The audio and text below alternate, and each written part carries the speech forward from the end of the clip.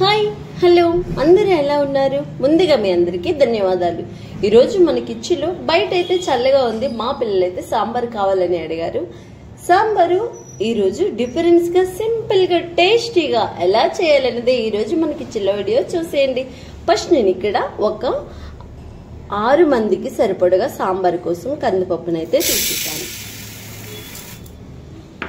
ఒక కప్పు నిండా తీసుకున్నాం కదా, దీన్ని మంచిగా కడుక్కోవాలి. కందిపప్పు ములిగేలాగా ఏమాత్రం మాదిరిగా నీళ్ళు పోసుకోవాలి. ఈ కందిపప్పులో మిడిల్ సైజు ఉల్లిపాయ తీసుకొని ఇట్లా ముక్కలు కట్ చేసుకొని ఆ పప్పులో వేసి ఉడికించుకోవాలి.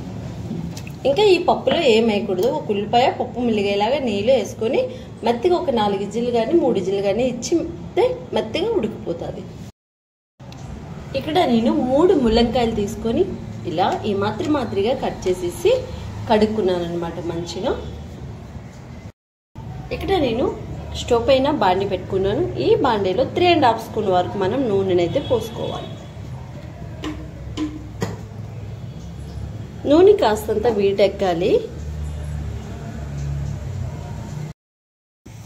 మనం వేసుకునే నూనె అయితే మంచిగా వీటెక్కిపోయింది. ఒక 8 ఎల్లుల్లిపాయ రెమ్మలు కచ్చపిచ్చిగా దంచి తప్పు మాదిరిగా మనం వేసుకోవాలి, తప్పుతో పాటు వేసుకోవాలి. అలాగే ఒక 1/2 స్పూన్ వరకు ఆవాలు కూడా వేసుకొని ఆవాలు అయితే మంచిగా సిట్పట్లాడాలి. అలాగే 2 ఎండుమిర్చికలు తీసుకొని 1ని 2 మాదిరిగా చేసుకుని వేసుకోవాలి. అలాగే కాస్తంత 1 స్పూన్ వరకు జీలకర్రను కూడా వేసుకోవాలి. వేసుకున్న ఆవాలు అయితే చిట్పట్లాడిపోయి కాస్తంత కరివేపాకును కూడా వేసుకోవాలి. మనం కట్ చేసి పెట్టుకున్న ముల్లంకాయ ముక్కలు కూడా ఇందులో వేసుకోవాలి. మనం వేసుకున్న ములక్కాయని ఒక్కసారి ఇలా కలుపుకొని ఈ ముల్లంకాయలో అందరూ మనం సాల్ట్ని కూడా యాడ్ చేసేయాలి. సాల్ట్ కూడా వేగేస్తే ముల్లంకాయ అనేది వేగంగా సాఫ్ట్గా అవుతుంది. ఈ ముల్లంకాయ హాఫ్ బాయిల్ అయ్యేదాకా మనం వేగించుకోవాలి. మనం మూత పెట్టేసుకుందాము. 3 నిమిషాలకు ఒకసారి కలబెట్టుకుంటూ ఉండాలి.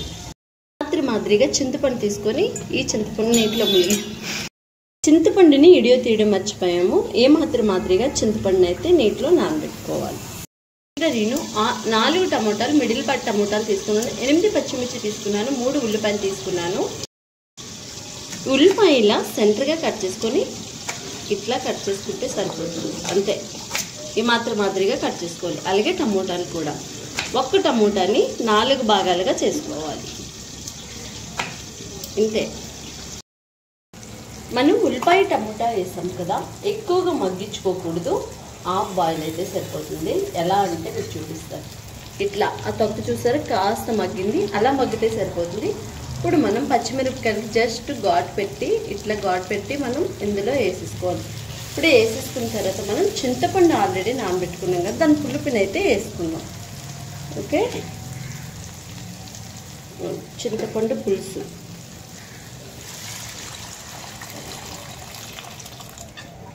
ఇంకాస్త వాటర్ని యాడ్ చేద్దాం. మనం పులుపు సరిపడగా వేసుకోవాలి. ఇది శిలాపల్లి అయ్యాక ఉడికించిన పప్పు వేసుకోవాలని మీకు చూపిస్తాను. చింతపండు పులుపు వేసుకున్న తర్వాత ఇందులోనే మనం పప్పులో ఏం వేయకుండా ప్లెయిన్గా ఉడికించుకున్నాం కాబట్టి దీనికి తగినంత రుచికి సరిపడగా పసుపుని వేసుకోవాలి. అలాగే మనం ఆల్రెడీ పచ్చిమిర్చి ఎక్కువ వేసుకున్నాం, దానివల్ల మరిగి మంచి టేస్ట్ అయితే వస్తుంది సాంబారు. మీరు కారం ఎక్కువ తింటే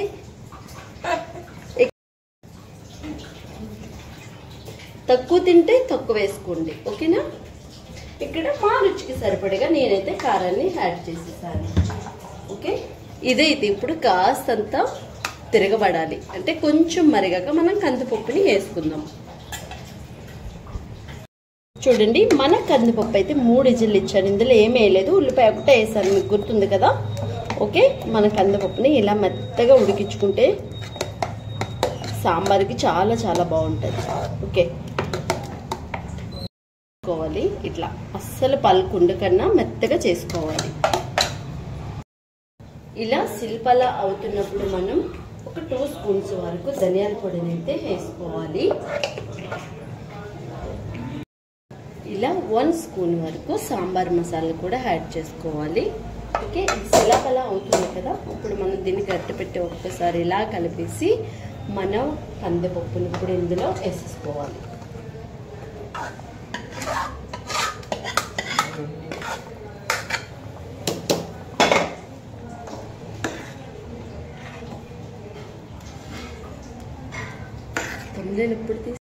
ఇప్పుడు మనం కందిపప్పును కూడా వేసేసాక ఇంకాస్త ఇలా ఈ మాత్రం థిక్నెస్ తో మనం వేసుకున్నప్పుడు వేసుకోవాలి.